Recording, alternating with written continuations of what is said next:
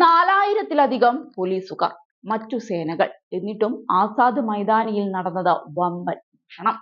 മഹായുതി സർക്കാരിന്റെ സത്യപ്രതിജ്ഞാ ചടങ്ങ് നടക്കുന്നതിനിടെയാണ് വ്യാപക മോഷണം നടന്നിരിക്കുന്നത്. സ്വർണ്ണ ചെയിനുകൾ, മൊബൈൽ ഫോണുകൾ, പണം എന്നിവ ഉൾപ്പെടെ 12 ലക്ഷം രൂപ വിലമതിക്കുന്ന വസ്തുക്കൾ മോഷണം പോയതായാണ് റിപ്പോർട്ട്. ഡിസംബർ 5-ന് പ്രധാനമന്ത്രി നരേന്ദ്രമോദി ഉൾപ്പെടെയുള്ള പ്രമുഖരുടെ സാന്നിധ്യത്തിലായിരുന്നു സത്യപ്രതിജ്ഞ ചടങ്ങ് നടന്നത്.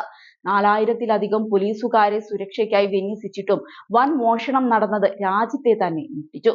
ആസാദ് മൈതാൻ പോലീസ് സ്റ്റേഷനിലെ ഒരു പോലീസ് ഉദ്യോഗസ്ഥൻ മോഷണം നടന്നതായി സ്ഥിരീകരിച്ചു. 2-ാം നമ്പർ ഗേറ്റിൽ നിന്ന് ജനക്കൂട്ടം പുറത്തിറങ്ങുമ്പോഴാണ് മോഷണം നടന്നതെന്നാണ് വിവരം. CCTV ദൃശ്യങ്ങൾ പരിശോധിക്കുകയാണ്. FIR രജിസ്റ്റർ ചെയ്തിട്ടുണ്ടെങ്കിലും ഇതുവരെ ആരെയും അറസ്റ്റ് ചെയ്തിട്ടില്ല. അതേസമയം രാഷ്ട്രീയ, വ്യവസായ, സിനിമാ മേഖലകളിലെ പ്രമുഖർ സത്യപ്രതിജ്ഞാ ചടങ്ങിന് സാക്ഷ്യം വഹിക്കാനെത്തിയിരുന്നു. പ്രധാനമന്ത്രി നരേന്ദ്രമോദി, ആഭ്യന്തരമന്ത്രി അമിത്ഷാ, ധനമന്ത്രി നിർമ്മല സീതാരാമൻ, BJP ദേശീയ അധ്യക്ഷൻ JP നദ്ദ, രാജ്നാഥ് സിംഗ് തുടങ്ങിയവർക്കൊപ്പം UP മുഖ്യമന്ത്രി യോഗി ആദിത്യനാഥ്, രാജസ്ഥാൻ മുഖ്യമന്ത്രി ഭജൻലാൽ ശർമ്മ, ഗുജറാത്ത് മുഖ്യമന്ത്രി വിജയ് രൂപാണി, ബീഹാർ മുഖ്യമന്ത്രി നിതീഷ് കുമാർ, ആന്ധ്ര മുഖ്യമന്ത്രി ചന്ദ്രബാബു നായിഡു തുടങ്ങിയവർ ചടങ്ങിൽ പങ്കെടുത്തു.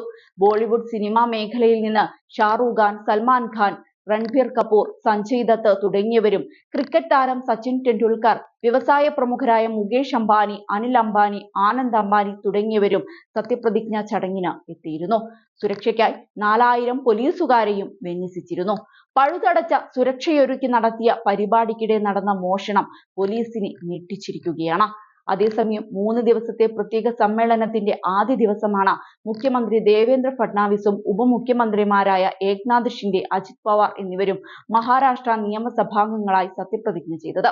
രാവിലെ 11 മണിക്ക് ശേഷം ആരംഭിച്ച ചടങ്ങിൽ കോട്ടയം സ്പീക്കർ കാളിദാസ് കൊളംബ്കറിന്റെ അധ്യക്ഷതയിൽ പുതുതായി തിരഞ്ഞെടുക്കപ്പെട്ട 287 MLA-മാർക്കും സത്യവാചകം ചൊല്ലിക്കൊടുത്തിരുന്നു. ശിവസേനയുടെ ഏക്നാഥ് ഷിൻഡെ വിഭാഗവും BJP-യും അജിത് പവാറിന്റെ NCPയും അടങ്ങുന്ന മഹായുതി സഖ്യം മഹാരാഷ്ട്ര തിരഞ്ഞെടുപ്പിൽ വിജയിച്ചു. 288-ൽ 230 സീറ്റുകൾ നേടി. ഇതൊക്കെയാണെങ്കിലും 132 സീറ്റുകളുമായി BJP ഏറ്റവും വലിയ കക്ഷിയാണ്.